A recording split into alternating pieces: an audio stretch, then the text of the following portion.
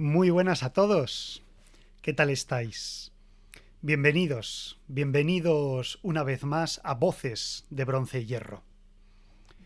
Bueno, hoy traemos un programa en el que vamos a hablar sobre unas ponencias que tuvieron lugar el pasado 1 de diciembre en la Universidad Autónoma de Madrid. Estas ponencias formaban parte de un seminario titulado La iconografía ibérica en el siglo XXI, nuevos enfoques y perspectivas.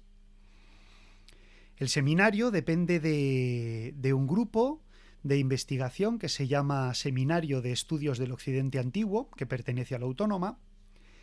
que fue creado en el año 2012 con el objetivo de crear un espacio abierto para compartir conocimientos sobre la temática del mundo antiguo e intercambiar ideas y propuestas a nivel académico y científico. El seminario ha desarrollado distintas reuniones, ha organizado congresos, mesas redondas, y lo que pretende es fomentar también la creación de grupos de investigación y foros de discusión a nivel de investigación académica universitaria. Estas ponencias del pasado 1 de diciembre fueron el 7º seminario, ya que se llevan celebrando cada 2 años desde este año 2012. Veo que en el chat ya tenemos a algunos visitantes: Vieja Iberia, Germán Mancini, Tino, y los que no habéis escrito pero me estáis viendo también, pues bienvenidos a todos.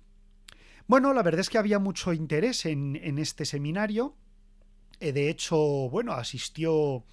un grupo pequeño de estudiantes y de ponentes, pero había también una conexión online que fue tan solo en directo, luego no la han reproducido en YouTube.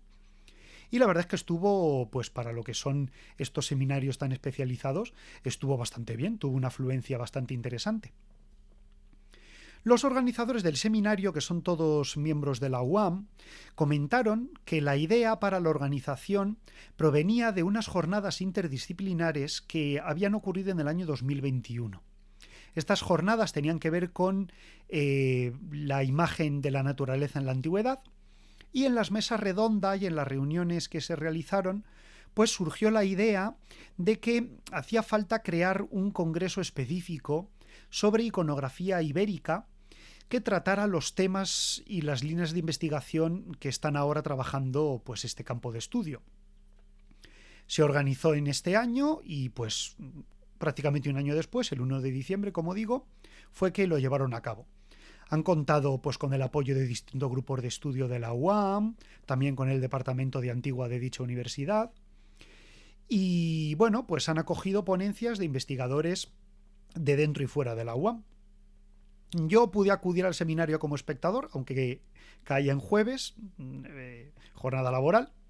y la verdad es que escuchar a los ponentes pues fue una cosa, un sueño hecho realidad. Tuve la oportunidad de participar en los debates y en las conversaciones que hubo entre charlas y fue un verdadero gustazo.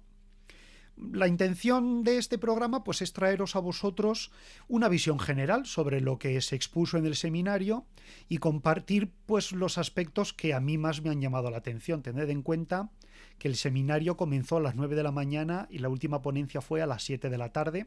Fueron muchas horas, una jornada maratoniana, y bueno, en este programa pues no podemos abarcar todas las charlas y yo quiero centrarme en las que a mí más me gustaron. Claro, teniendo en cuenta que mi campo de trabajo, que mi interés particular está en la sociedad y en la iconografía religiosa de los iberos. Y hubo mucho de eso en las ponencias. Si queréis, vamos a hacer un listado primero sobre cuáles fueron los títulos de las ponencias y luego hablamos de las que a mí me parecieron más interesantes y qué puntos fueron los más destacados. Bueno, pues las charlas empezaron con la ponencia de Trinidad Tortosa Rocamora, que es miembro del CSIC, y su ponencia se titulaba El relato de la iconografía ibérica, cómo hemos llegado hasta aquí. Continuó Héctor Uroz, de la Universidad de Murcia, con una ponencia que se titulaba Una enciclopedia iconográfica enterrada en una tumba ibérica, revisitando Cabezo a Lucero. Le siguió Jorge García Cardiel, de la Universidad Complutense de Madrid, que llevó un trabajo titulado Hay que vestir con propiedad, el atuendo de los exvotos en los santuarios iberos. Continuó otra charla, que fue la última de la mañana, dirigida por Diego Suárez Martínez, que es uno de los organizadores del seminario, y que se titulaba la charla El combate singular en el mundo ibérico hacia un código iconográfico mediterráneo. Luego hubo una pausa en el que, pues salimos a tomar unos cafés y tal, y la segunda parte, antes de comer, pues hubo dos charlas. Una fue con Juan Blanquez Pérez, de la Universidad Autónoma de Madrid, con una charla que se titulaba Lecturas de iconografía ibera con y sin contexto. Ahí está el problema. Y le siguió Jesús Roble Moreno, otro de los organizadores del seminario, con una lectura que se titulaba Nací en el Mediterráneo, sobre la transmisión de modelos iconográficos en la arquitectura monumental del sudeste ibérico. La verdad es que los títulos de las ponencias todos tenían mucho gancho, estaban muy bien pensados, es de agradecer. Hubo un parón para comer y a las 4 de la tarde continuaron con otras ponencias. Comenzó Lourdes Prados Torreira, de la Universidad Autónoma de Madrid, con una charla titulada Las actividades textiles a través de la iconografía. Le siguió Pablo Jardín Vera, otro de los organizadores del seminario, con una charla que se titulaba La agricultura y la ganadería en la iconografía ibérica. Las dos últimas charlas estuvieron a cargo de José Fenol Cascales, con una ponencia titulada Ay, torito manso, vasos plásticos con representaciones de bóvidos en la Contestania, iconografía, uso y significado. Yo os digo que los títulos tienen gancho, están muy bien pensados. Y cerró el seminario ya a última hora de la tarde una charla de Fernando Quesada Sanz, de la Universidad Autónoma de Madrid, titulada La recreación de la imagen del antiguo ibero en la historia pública contemporánea. Problemas metodológicos en estudios de caso. La verdad es que esta última ponencia, pese a lo avanzado de la tarde y las horas que habían transcurrido ya, fíjate, a las 6 habían empezado a las 6 fue cuando empezó esta charla y habían comenzado a las 9 de la mañana. Ya estábamos todos agotados, sinceramente. Pero lo cierto es que el cierre con esta ponencia de Fernando Quesada Sanz fue un broche espléndido a toda la jornada, porque supo transmitir muy bien. Además, el tema fue muy interesante. Yo quiero transmitiros en parte cómo él lo dijo y cómo él lo llevó, porque la verdad es que me enganchó muchísimo, me llamó muchísimo la atención. Bueno, pues la primera ponencia de la que os quiero hablar fue la dirigida por Trinidad Tortosa Rocamora. La profesora, es investigadora, Trinidad Tortosa, habló sobre el estudio de la iconografía ibérica a lo largo de la historia, y lo cierto es que es un buen punto para iniciar el seminario, porque ella se dedicó a explicar cuál había sido la trayectoria de los estudios sobre iconografía ibérica, pues desde que nació la disciplina a finales del siglo XIX hasta la actualidad, y fue indicando algunos de los hitos más importantes que se habían dado en toda esta historia del estudio iconográfico del arte ibérico. Empezó hablando de los orígenes de la disciplina, que tuvieron lugar con el descubrimiento de las esculturas del Cerro de los Santos en Albacete a finales del siglo XIX. Estas esculturas fueron estudiadas principalmente por José Ramón Mélida, que dio a conocer la Dama Oferente y otras de las figuras, y fueron el pistoletazo de salida del conocimiento sobre el mundo ibérico.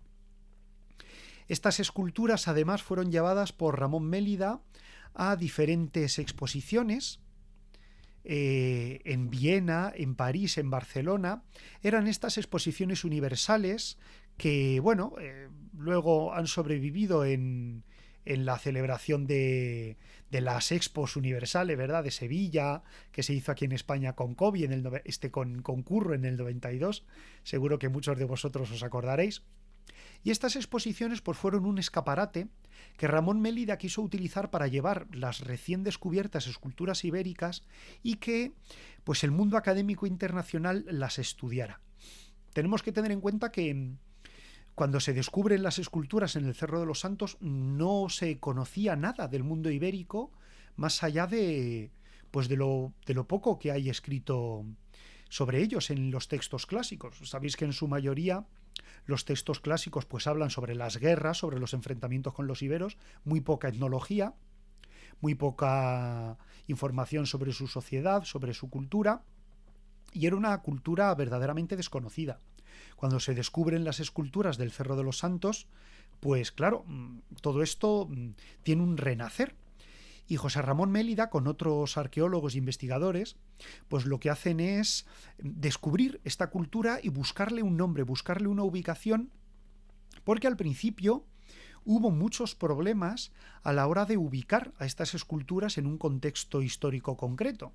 Se llegó a decir que si eran esculturas griegas traídas, que si habían sido mesopotámicas, egipcias, se hablaba de la calidad artística, bueno. Y lo cierto es que estas exposiciones universales dieron el empujón al reconocimiento del mundo ibérico en el panorama internacional. Entre estas exposiciones tuvo lugar el descubrimiento de la Dama de Elche, que fue un empujón final a esta cultura, porque cuando la Dama de Elche se descubre ya en el filo del siglo XX, los iberos ya habían sido reconocidos como cultura arqueológica, ya se identificaba su patrimonio artístico como propio, como cultural ibérico, no como una imitación griega ni romana, sino como esculturas propias iberas, y esta Dama de Elche pues fue un bombazo. Además era curioso porque Trinidad Tortosa Rocamora, junto con Carmen Aranegui y otras investigadoras, han llevado a cabo diferentes ponencias este mismo año, que se celebraba el aniversario del descubrimiento de la Dama de Elche. Y bueno, pues también en esta ponencia trató un poco sobre cómo esta Dama de Elche pues fue llevada a Francia porque fue comprada por el Museo del Louvre y existió pues durante el primer tercio del siglo XX pues un conflicto no diplomático, pero bueno, porque la gente entendía que esta dama, que era la reina mora, le decían que era española, que era patrimonio español. Y finalmente el régimen franquista, en el año 40 y pico, consiguió traer de vuelta a la Dama de Elche junto con pues la Inmaculada Concepción de Murillo y otras obras, algunas esfinges ibéricas también, otras esculturas menores, y fue vendida por el franquismo como un pilar de su ideología, ¿no? Ese pasado heroico de los iberos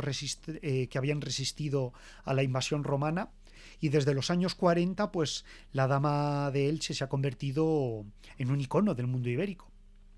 Pasados los años, en los 90, tuvo lugar el boom de los estudios iconográficos de arte, un momento en el que destaca el investigador Ricardo Olmos, que miraba y narraba las imágenes ibéricas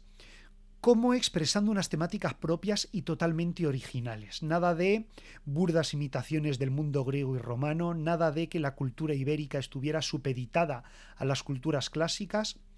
sino que Ricardo Olmos subió al mundo ibérico al mismo podio de las culturas clásicas y demostró que a través de su iconografía los iberos expresaban pues temáticas propias, temáticas originales, que en algunos casos eran incluso únicas en el mundo antiguo y que finalmente en estos años 90 se pudo definir a la cultura ibérica como totalmente original, como totalmente floreciente y, como os digo, al mismo nivel que el resto de las culturas del Mediterráneo. Un concepto que, por cierto, yo no sé si de verdad ha calado en el gran público general, porque todavía se ve un poco ese complejo del invasor, ¿no? Vinieron los romanos aquí y nos trajeron muchas cosas, ¿verdad? Y los iberos eran como que a los que les trajeron las cosas, como si los iberos necesitaran que les trajeran esas cosas, ¿no? Como que les trajeron la civilización. Es un concepto que yo veo todavía en las redes sociales y que desde luego está muy lejos del mundo académico y de cómo se ve el mundo ibérico en la academia. Bueno, después ya en los 2000, que es nuestra época, pues han ido eclosionando estudios sobre el lenguaje simbólico del arte ibérico, y estos estudios son muy importantes porque ante la ausencia de poder leer la lengua escrita ibérica, que la podemos leer pero no la entendemos, ¿verdad? Pues ante la ausencia del lenguaje ibérico escrito, pues es el lenguaje iconográfico, es el lenguaje artístico el que nos permite adentrarnos en esta cultura. Y por eso los estudios iconográficos son tan importantes y por eso En el año 2000 todos estos estudios iconográficos han permitido adelantar estudios sobre lo que queráis imaginaros, sobre la sociedad, sobre el pensamiento, sobre los rituales, sobre el culto en los santuarios, sobre la economía, sobre el vestuario. Es el verdadero lenguaje con el que nos hablan los iberos, y es un lenguaje que, al contrario que el escrito, lentamente, con todo este paso desde finales del siglo XIX, pues se ha podido traducir en parte y nos ha abierto pues todos los campos de estudio que están ahora en boga. De hecho, Trinidad Tortosa acababa diciendo que efectivamente las charlas sobre el 150 aniversario de la Dama de Elche y las propias ponencias que se estaban celebrando pues son una muestra de que el estudio iconográfico seguía vigente, que tenía buena salud, y que además los temas eclosionaban, surgían nuevas perspectivas con savia nueva de nuevos investigadores, y desde luego es el punto de estudio más importante sobre el mundo ibérico. Bueno, a la ponencia de Trinidad Tortosa le siguió la ponencia de Héctor Uroz, que probablemente, pues si manejáis las redes sociales, le conozcáis porque es un tuitero muy activo. También pues trabaja para la Universidad de Murcia, es director de las excavaciones de Libisosa, y él trajo pues una ponencia sobre un estudio que le consagró a él como investigador, que es el estudio sobre la tumba del orfebre de Cabezo Lucero. El propio Héctor Uroz ha definido esta tumba como una enciclopedia visual de la religión ibérica. También le ha llamado la Wikipedia de la iconografía de los iberos. Y es que, pues, la tumba del orfebre es uno de estos extraños casos afortunados en el que la arqueología descubre algo que le da una vuelta completa a nuestro conocimiento sobre un tema. Esta tumba del orfebre está en la necrópolis de Cabezo Lucero, en Alicante, y pertenece a mediados del siglo IV a.C., aunque algunas de las piezas, o muchas de las piezas que se encontraron en la tumba, posiblemente tengan un pasado anterior. Pueden venir incluso del siglo V a.C. Esta tumba del orfebre, pues se encontró un ajuar funerario con un arma, con una crátera griega donde estaban las cenizas del difunto, pero sobre todo se encontraron muchas herramientas de orfebrería, pequeños martillos, cinceles y una treintena de troqueles en bronce que servían para hacer joyas. Eran negativos sobre los que se ponían pues las láminas de oro o de plata, se martilleaban, se marcaban, y a partir de ahí pues ya el artesano las podía trabajar. Estos troqueles son un verdadero despliegue de formas y de figuras que, pues sin exagerar, recogen, condensan, mejor dicho, los principales motivos iconográficos de arte ibérico. Están todos encerrados en esas piececitas. Todas estas imágenes giran en torno a dos temas principales que son recurrentes en el arte ibérico: el tema heroico y el tema de la divinidad femenina. Dentro del tema heroico encontramos pues las luchas contra monstruos, la aparición de un héroe civilizador, también distintas criaturas mitológicas, que en general pues son temas que en muchos casos se retraen al mundo púnico y que se encuentran ya representados en distintos objetos que se han encontrado en la península ibérica y fuera de la península ibérica del siglo VII y del siglo VIII a.C.,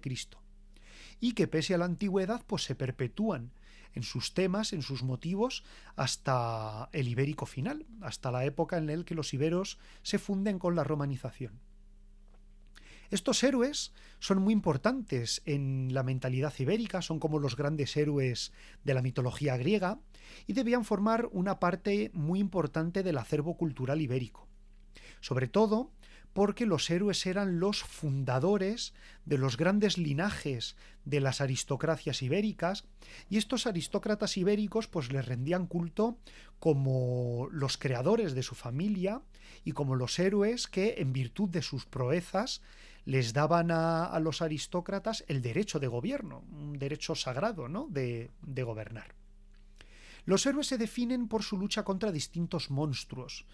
En Cabezo Lucero se ve la lucha de un héroe contra un grifo, que es un combate que se ve también en los monumentos de Porcuna en Jaén, que son anteriores a la tumba del orfebre, y que reflejan a un héroe civilizador que derrota al monstruo que representa el caos, que representa el desorden, la naturaleza desatada, que el héroe controla, que el héroe civiliza, y que por lo tanto sus descendientes continúan siendo garantes de ese orden y de esa civilización. Los héroes están relacionados con todo tipo de criaturas mitológicas. Encontramos los grifos, encontramos las esfinges, pero también otras criaturas que, aunque son mundanas, estaban imbuidas de un aspecto sagrado, de un aspecto mágico, como eran los leones y los lobos. Claro, hay que tener en cuenta, y ya dediqué un programa a ello, que los leones eran para los iberos animales fantásticos. Un ibero nunca había visto a un león, o por lo menos no lo había visto desde el punto de vista de que fuera algo cotidiano para él. En época de los iberos había leones en África, había leones en Grecia, pero no había leones en Iberia. Y los iberos, aunque viajaron como mercenarios por el Mediterráneo, lo cierto es que no tenían que estar acostumbrados, ni muchísimo menos, a ver a un león ni a conocerlo. Para ellos eran criaturas mitológicas. Y en Cabezo Lucero se ha encontrado una cabeza con una leontea que hace referencia a Heracles, pero que Héctor Uroz insistía en que, más que Heracles, es un trasunto de ese dios vencedor de un león, con el león como representante de ese caos que decimos, y que se percibe en otros ajuares en territorio peninsular anteriores, muy anteriores, como por ejemplo el tesoro de la Liseda, que es del siglo, creo recordar, 7 a.C. En ese tesoro de la Liseda, que es muy antigua a la cultura ibérica, se ve un pequeño broche de cinturón donde hay un personaje luchando contra un león. El león clava las garras sobre el muslo del héroe, y todas estas escenas se repiten en la iconografía ibérica posteriormente. El grifo de Porcuna, del monumento de Porcuna, clava las garras en el héroe. En Cerrillo Blanco, este león aparece en la cabeza de otro héroe. Así que son una serie de motivos recurrentes que tienen que hacer referencia pues, a un contexto mitológico que hoy en día no podemos conocer, pero que tenía que hablar de estas hazañas heroicas. El segundo tema de Cabezo Lucero es el tema de la diosa, el mundo de la fertilidad y de la naturaleza. La diosa aparece representada primero con la efigie de una diosa oriental, que es la diosa Hathor o Astarte. Se reconoce porque en los adornos pues, púnicos y de carácter orientalizante, es decir, de la moda que viene de Oriente, pues se representa con un pelo peinado con raya en medio, con dos grandes rulos o tirabuzones, y este peinado hatjórico se ve en las matrices de Cabezo Lucero. También esta diosa, que es una diosa de la fertilidad, que es una diosa de la naturaleza, se relaciona con otros símbolos que aparecen en las matrices, como la media luna, la flor de loto, y con otros símbolos más complejos, como por ejemplo el árbol de la vida o las aves. El árbol de la vida, que a lo mejor pues os suena de el árbol de la Biblia, ¿verdad? Ese árbol con las manzanas de la que comieron Adán y Eva, pues es una imagen muy antigua que viene de Oriente y que simboliza el paraíso terrenal, que simboliza el principio de fertilidad, de nacimiento y muerte, de resurrección. Alberga muchos sentidos, y ese árbol llega en el arte oriental a Iberia, y en las matrices de Cabezo Lucero lo vemos. Y junto al árbol de la vida aparecen frecuentemente aves. Aves que pueden ser palomas, no está claro, y que picotean de ese árbol de la vida como compartiendo su fertilidad, compartiendo su promesa de la vida eterna. Árbol de la vida, aves, flores de loto, medias lunas, son símbolos que hacen referencia a este mundo de la fertilidad, de la regeneración, que se asocian con la diosa Astarte o Tanit o Hathor. No sabemos si los iberos adoraban con ese nombre a esas diosas, pero sí que en Iberia la presencia de la diosa, que probablemente era más de una, pero no conocemos su nombre, se tenía que relacionar con este culto traído de Oriente, con un culto en las cuevas, con un culto en santuarios celestes, Y todas estas diosas ibéricas que se resumen con el concepto de diosa tenían que tener una relación muy estrecha con estos conceptos de fertilidad y regeneración. El tema heroico y el tema de la diosa en cabeza lucero reflejan en conjunto pues todas las ideas de la mente aristocrática. Por un lado, el ideal guerrero de un linaje que se perpetúa en línea sucesiva a través de ese héroe fundador, y una diosa que hace fértil a la familia del héroe fundador, que hace fértil los campos y las tierras que esa familia, que ese linaje aristocrático gobierna, y que en definitiva héroe y diosa de dos maneras distintas justifican y ayudan a los aristócratas ibéricos para reafirmar su poder, reafirmar su voluntad de gobierno desde un punto de vista religioso, desde un punto de vista mitológico, sobre el resto de su sociedad. Precisamente dentro de este ambiente guerrero, pues hubo una serie de... Bueno, hubo una charla por parte de Diego Suárez, que es uno de los organizadores, y que hablaba sobre los combates singulares en el mundo ibero, y que esta charla dio luego lugar a un debate que fue muy interesante. Diego Suárez en su charla vino a decir que en la pintura ibérica, sobre todo a partir del siglo III a.C., se repiten muchas escenas de lucha, entre las que destacan los combates singulares, combates de dos personajes que luchan entre sí, y que en muchas ocasiones uno de estos dos personajes pues siempre aparece con la evidencia de que va a morir. Está a punto de ser atravesado por una lanza o golpeado por una espada. Y destaca que estas pinturas, aunque las escenas de combate singular se repiten en todo el mundo mediterráneo, pensar por ejemplo en los vasos griegos de la Ilíada, que representan escenas de combates en el que aparecen dos hoplitas luchando, son muy comunes, pero Diego Suárez llamaba la atención sobre cómo precisamente este tipo de pinturas surgen en un momento en el que Iberia ya está enfrentada a Roma. Así que posiblemente detrás de este despliegue iconográfico de luchas, de monomaquias, es el término técnico que se utiliza, pues tiene que haber algún concepto de autoafirmación de la élite ibérica frente a la amenaza que suponía la llegada de la romanidad. Estas escenas de combates pueden hacer referencia a tres posibilidades. Por un lado, pueden ser combates reales. Se conoce por los textos clásicos que en Grecia, en el mundo homérico, pero también en la Roma republicana y en las guerras que se libraron en Hispania, pues ocurrían a veces duelos en el que campeones, paladines, se separaban de sus ejércitos y retaban a alguien a luchar. Estas luchas eran a muerte, pero no siempre acababan a muerte, porque a veces estos guerreros pues paraban el combate, reconocían el valor de uno y de otro, intercambiaban regalos y quedaban como amigos. Y estos son casos que conocemos por la historiografía y que probablemente algunos de ellos estén reflejados en estas pinturas. Un segundo caso que puede representar la pintura son el contexto de danzas guerreras. Esto generó un debate después porque ¿qué son las danzas guerreras? Fue lo que se preguntó. Una danza guerrera existe en el mundo griego y son danzas que tienen que ver con el entrenamiento de los guerreros, pero que son también escenas, danzas rituales con celebraciones religiosas concretas, que no acaban con derramamiento de sangre, pero que son importantes dentro de los contextos rituales de estos grupos guerreros. Y el tercer lugar, la tercera representación que puede estar en este tipo de pinturas, es que sean duelos judiciales o duelos funerarios, que eran luchados a muerte. A primera sangre o a muerte es un tema que se discutió, pero se puso sobre la mesa el hecho de que estos duelos necesariamente debían ser a muerte, porque precisamente la victoria de uno de los contendientes significaba la muerte del otro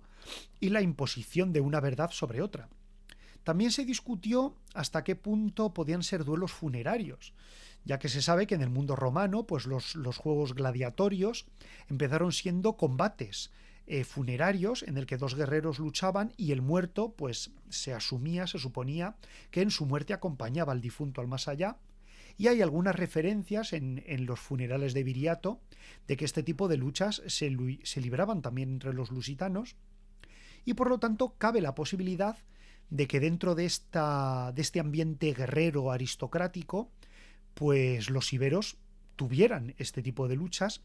y que algunas de las escenas allí representadas pues significaran este tipo de combates.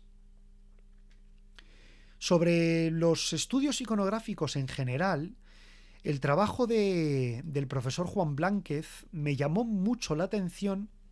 porque dio una serie de ejemplos en los que yo no había pensado y que me impactaron. Uno de ellos es el que tenéis aquí. Blánquez ofreció pues una serie de pasos o de consejos sobre cómo había que leer y cómo no había que leer la iconografía ibérica. Él insistía mucho en que la iconografía es un lenguaje mudo que depende completamente del contexto y que sin contexto lo que estamos diciendo sobre iconografía es dar palos de ciego. No se puede decir esto se parece a esto solo porque se parezca, sino que detrás de las relaciones de parecidos que podemos estudiar entre la iconografía ibérica y la iconografía del mundo clásico, por ejemplo, pues tiene que haber un contexto arqueológico que permita la lectura. Un vaso con una escena determinada no se entiende igual si está en una tumba que si está en un santuario, porque necesariamente esos contextos hacen de la lectura de la escena de ese vaso pues algo totalmente diferente. También llamaba la atención en este sentido Blánquez de que buscar la relación entre imágenes separadas entre sí, distancia terrestre y distancia temporal, también es peligroso y recomendaba cautela a la hora de sacar conclusiones. Él mismo decía que la vestimenta en un cuadro de David de Napoleón y la vestimenta en una fotografía actual representan dos sociedades claramente diferentes y solo distan 200 años, y que nosotros en el mundo antiguo juntamos representaciones de 2 siglos de diferencia y las metemos en el mismo saco, y que a lo mejor estamos cometiendo un abuso y que hay que ir con cuidado. Blánquez puso varios ejemplos, pero los que yo os traigo aquí son los que a mí me impactaron mucho. El primero de ellos es el torso del guerrero de la Alcudia. Este torso con una placa, con un rostro lobuno, que todos conoceréis, que es llamado el Rey Lobo de la Alcudia por un trabajo monográfico que hizo Martín Almagro Gorbea, y que es muy conocido. Este estudio iconográfico pues permite suponer que el lobo, además de ser un animal feroz que representaba el más allá, pues también era un animal que representaba la fuerza guerrera, que los guerreros y los héroes ibéricos utilizaban al lobo como tótem posiblemente. Pero Blánquez nos llamaba la atención sobre cómo la imagen del torso nosotros en los museos la vemos de frente, vemos una cara de lobo vista de frente, pero que en realidad el torso del guerrero lobo de la Alcudia formaba parte de un monumento, no sabemos si funerario o de uno de estos héroes de los linajes aristocráticos ibéricos, pero para un ibero que medía 1,60 m aproximadamente, esta figura puesta sobre un pedestal, sobre un podio, era una figura que había que mirar desde arriba. Y Blánquez, que además es fotógrafo, le gusta la fotografía, mostraba una imagen en la que se veía esa figura pues vista, pues diríamos como de 45 grados, ¿no? Como si nosotros estuviéramos viendo el torso desde su posición original, que era desde arriba, y era impactante porque lo que he visto de frente pues es un torso de un guerrero con un disco coraza muy decorado con un lobo, que sobresale la cabeza del lobo del disco coraza, y eso es reseñable, no es plana, sino que es tridimensional, sale de la coraza. Pues cuando se mira desde abajo, ese lobo te está mirando. Es impresionante la imagen que él pudo poner en la ponencia, porque la captura que él había tomado ponía a esa efigie de lobo tridimensional que sale de la composición con los labios abiertos, con los belfos retraídos en un gesto de amenaza, con la lengua fuera, que es un gesto universal de agresividad, de agresión. Y la mirada del lobo y el gesto del lobo iba dirigida hacia el espectador. ¿Cómo se lee eso en iconografía? ¿Qué simboliza? ¿Qué intención tenía el artesano cuando el aristócrata que le encargó esta estatua le dijo: mira, esto lo tienes que hacer así porque se tiene que ver así. Está transmitiendo un mensaje muy concreto que solo se puede entender en su contexto arqueológico. Y era uno de los ejemplos que Blanquet daba, y la verdad es que fue impresionante. El otro ejemplo que dio fue el jinete de los Villares, que Blanquet excavó en Albacete, la necrópolis de los Villares, y precisamente comentaba lo mismo, que la figura del caballo, cuando se ve, pues parece muy achaparrada, muy básica, diríamos, por no decir tallada de manera un tanto rudimentaria, pero volvía a llamar la atención sobre ese aspecto. Esta figura de jinete es un jinete no lleva armadura, lleva pues unos atalajes, no se perciben muy bien, lleva un pelo suelto, con tirabuzones, un rostro sereno, agarra por las riendas al caballo, el caballo va totalmente enjaezado. Y Blanquet mostraba también una foto en la que decía, claro, que ese caballo no estaba hecho para ser visto de lado ni de frente, sino que estaba hecho para ser visto desde una cuarta desde la izquierda. De manera que lo que uno percibe desde abajo y desde la izquierda, pues es el rostro del caballo con todos sus atalajes perfectamente definidos, y detrás de él el rostro del jinete, que es una visión muy potente, muy poderosa, que estaba hecha para ser vista en un ambiente funerario y que tenía que transmitir también un mensaje a los que entraban en esa necrópolis para ver la estatua, porque la visión era espectacular, verdaderamente espectacular. Y este jinete, de hecho, tuvo que ser alguien importante en su momento, porque luce una lanzada en el rostro. En algún momento alguien alanceó el rostro, le clavó una lanza en el rostro y tiró la escultura. Pero fijaros qué interesante, que esa escultura nadie la movió. Cuando fue atacada y derribada de su pedestal, nadie tocó la estatua, la necrópolis siguió siendo habitada, se siguieron construyendo tumbas a su alrededor, pero nadie la tocó. Así que entre el simbolismo que expresa su visión y el hecho de que respetaran la estatua caída aunque la agredieran, pues tenemos una serie de códigos, una serie de significados que son muy importantes. Blanquet llamaba la atención sobre esto y nos decía sobre cómo todos estos contextos los tenemos que tener en cuenta y los tenemos que considerar a la hora de estudiar correctamente y poder sacar conclusiones válidas respecto al significado de estas esculturas. De las conferencias de la tarde,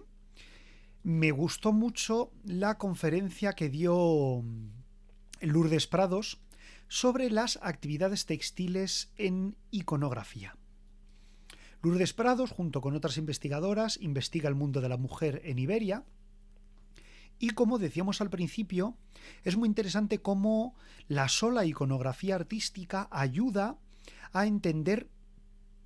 contextos arqueológicos. La arqueología por un lado y la iconografía por otra no son ciencias o materias excluyentes, sino que se apoyan mutuamente para ayudarnos a conocer mejor una cultura de la que no podemos leer sus textos. En arqueología destacan mucho las pesas y las medidas de telar. Se conocen muchísimas y también en las necrópolis se han encontrado pesas y medidas y otros instrumentos para tejer. El bordado, el tejido en la cultura ibérica debió ser algo muy importante. Lourdes Prados habló sobre cómo este tejido tenía que estar controlado por las mujeres, tenía que ser un trabajo mayoritariamente femenino, pero que al contrario de lo que podríamos pensar nosotros como sociedad, que estamos acostumbrados al mecanicismo, estamos acostumbrados a la industria, este tejido, este trabajo debía ser un elemento muy importante para la sociedad. Tan importante que enseguida nos trajo a la mente la escena de la Ilíada, de la Odisea, de Penélope tejiendo. ¿Quién es Penélope? Penélope es una reina, es la reina de Ítaca. Y sin embargo se dedica a tejer. No porque el tejido sea una actividad de mujeres en un sentido peyorativo, en un sentido discriminatorio, sino todo lo contrario. Lourdes Prados nos decía que los símbolos de riqueza de las grandes damas ibéricas son los collares, son los pendientes, son las diademas, las tiaras. pero también los vestidos. Hay que destacar cómo siempre que observamos a las damas ibéricas, aparte de lucir todas estas joyas, no lucen una sola prenda, lucen manto sobre manto, túnica sobre túnica, muchas capas, 4, 5, 6 capas, lo cual hace referencia a que esos tejidos eran también un elemento de riqueza, un elemento que exhibir. Salió a colación el tema de que probablemente uno de los principales soportes de iconografía del mundo ibérico fueran los tejidos, aunque no han llegado hasta nosotros, y sabemos por el mundo clásico cómo estos bordados, ¿verdad?, representaban escenas mitológicas de todo tipo. Pensar, por ejemplo, en el tapiz de Bayeux medieval, con todas esas escenas que hablan sobre la conquista de Guillermo el Conquistador de Inglaterra. Y en el mundo ibérico tenía que ser igual. Estos textiles, estos tejidos, estos bordados tenían que encerrar muchísimas imágenes y tenían que ser productos, pues, también de vida cotidiana y de uso habitual, pero también de gran lujo y de gran nivel. Lourdes Prados comentaba que, posiblemente dentro de toda la cadena de producción textil, las mujeres de diferentes rangos sociales se encargarían de diferentes trabajos. Las mujeres en sus hogares tendrían que tejer al nivel, pues, de casa para proveer de ropa a sus familiares, pero también a nivel de producción habría mujeres de clases humildes encargadas de cortar la lana, de cardarla, de prepararla, otras mujeres de hilarla, de preparar los hilos, y Lourdes comentaba que probablemente las mujeres de más alto nivel, muy pocas mujeres en el mundo ibérico, tenían que ser las verdaderas artesanas del tejido y encargarse de los bordados más finos, de los bordados más detallistas y de aquellos trabajos que debían ser auténticas obras de arte muy valiosas que se lucirían en los palacios, en los santuarios y también que las propias damas iberas llevarían encima. Es algo verdaderamente fascinante que da una vuelta de tuerca total a muchas de las consideraciones que nosotros podemos tener sobre lo que es el trabajo manual. Y fue una ponencia que me gustó francamente mucho, sobre todo porque ayuda a entender un poco mejor cómo las mujeres ibéricas tenían que tener un papel probablemente más importante que las mujeres griegas y romanas en la propia sociedad ibérica, que la importancia de la mujer ibera no tenía que venir solo de ser representada porque era miembro de la aristocracia, sino porque en la sociedad ibérica tenía que tener papeles importantes, obviamente no para dirigir estados, no para dirigir ejércitos, pero sí lo suficientemente relevantes como para que sean recurrentes en el arte ibérico y que nos llamen la atención hasta el punto de decir que estamos ante elementos que debían ser incluso importantes dentro de los roles de las sociedades ibéricas. Y bueno, para terminar, vamos a hablar de la última de las conferencias, que fue de Fernando Quesada, una conferencia que cuando yo lo escuché dije, esta conferencia convertida en hilo de Twitter sería un verdadero bombazo. Fernando Quesada es experto en historia militar y es un gran divulgador. Probablemente conozcáis algunos de los libros que ha escrito sobre, pues, las armas del mundo grecorromano, sobre las armas de la vieja Iberia, de aquí de los pueblos de la península ibérica, y como divulgador que es, además de académico reconocidísimo, pues trajo un estudio sobre cómo, qué importancia tiene la ilustración histórica para la manera en que vemos el mundo antiguo, el impacto que tiene la ilustración en nuestra forma de entender a los antiguos. Dio muchos ejemplos y quiso enseñarnos, y la verdad es que tiene mucha razón, cómo a nivel de gran público, que al final es lo que importa, porque nuestra sociedad está hecha del público general, que no es un académico, que no es un investigador, pero que se hace a la idea de su pasado a través de lo que los académicos y los investigadores expresan, y que una de las fórmulas más directas que el gran público tiene para acceder a este mundo de la investigación no son los trabajos de investigación, sino que son las imágenes de las publicaciones que el público lee. Y precisamente Quesada en muchos de sus trabajos ha hecho un gran uso de las ilustraciones,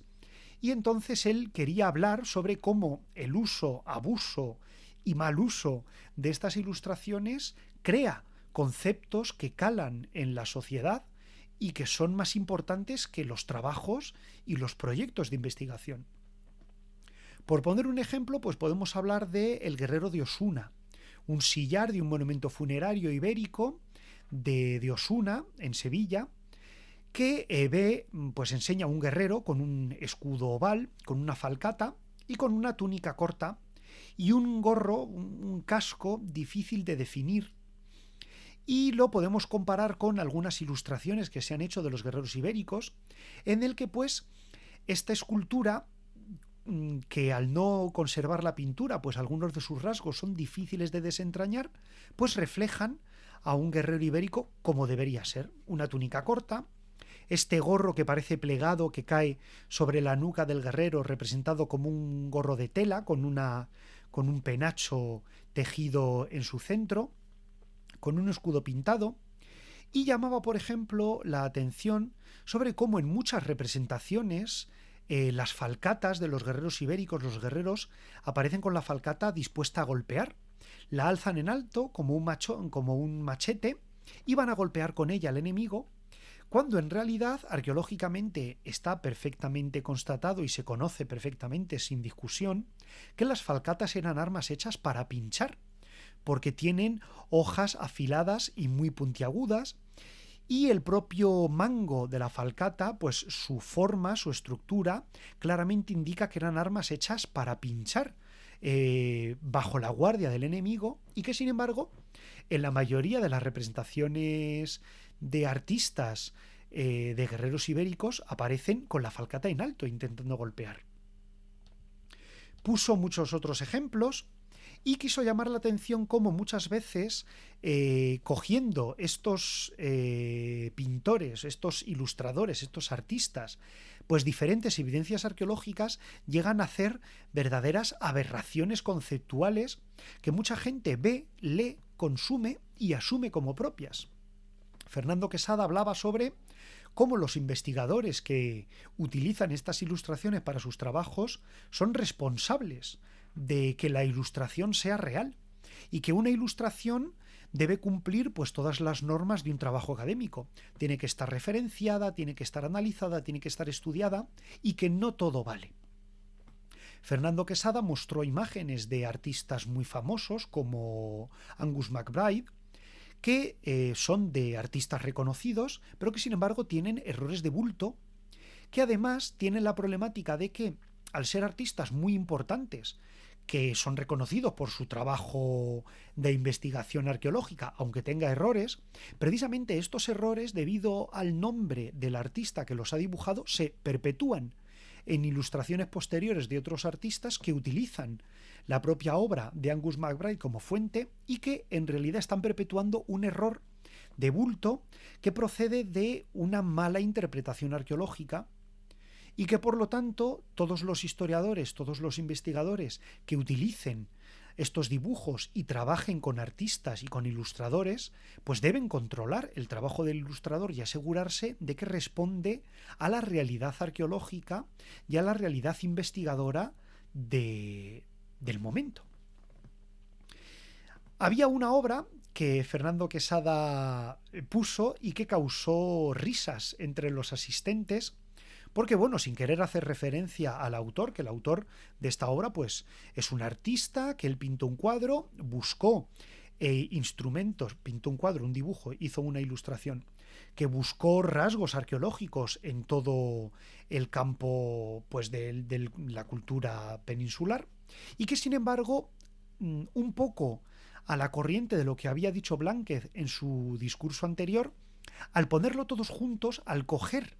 elementos artísticos de 2 siglos de diferencia, compuso un personaje que, en fin, como os digo, llevó a la risa de los asistentes. Primero porque este personaje llevaba un casco de oro reconocido, un casco de estilo montefortino, con un cubrenucas, y el artista había puesto el cubrenucas de visera, lo cual ya era una cosa hilarante. Luego, además, a este guerrero le puso con el pectoral del rey lobo de la Alcudia de Elche, Un pectoral que no pertenece a la cultura del guerrero que el artista estaba ilustrando y que además pertenece a una época que es posterior al propio guerrero. También le representó con unas sandalias de la que no existen restos arqueológicos o verdaderos vestigios,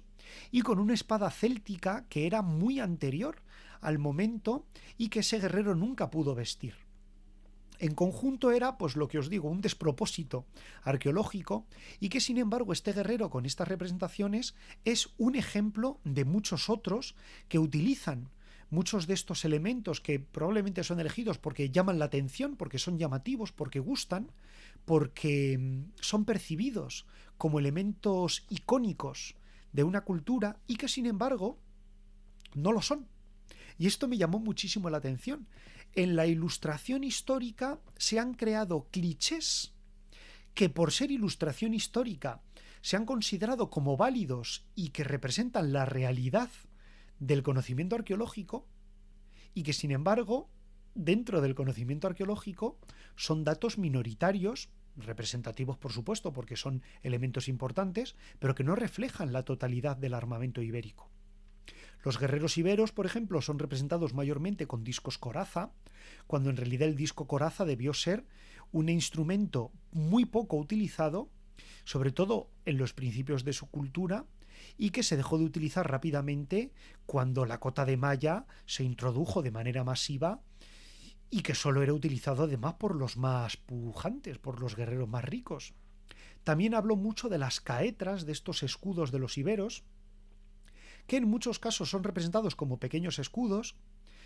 pero que, si atendemos a las evidencias arqueológicas, estas caetras tendrían de 60 a 90 centímetros de diámetro y que, por lo tanto, teniendo en cuenta que un guerrero ibero mediría en torno a 1,60 m de altura, estas caetras tenidas como pequeñas, y digo pequeñas entre comillas, pues en realidad serían casi tan grandes como un oplon griego, como este escudo plítico de los infantes griegos que les cubrían desde la rodilla hasta el mentón. Y todo esto además construye una percepción de lo que era la guerra en el mundo ibérico que no encaja con la realidad. Porque claro, si nosotros dibujamos, ilustramos a los guerreros iberos con escudos pequeñitos, con espadas en alto, pues les vemos como un guerrero que lucha suelto, que lucha libre. Es un guerrero que lucha escaramuzas, ¿verdad? Que ataca al invasor allí donde puede, oculto en montañas y en bosques. Y no es cierto. La falcata está hecha para golpear por lo bajo, es decir, es un arma para utilizar en combate cerrado. Las caetras son grandes escudos que protegen completamente al guerrero, que son pesados y que sirven para luchar en formación. Y una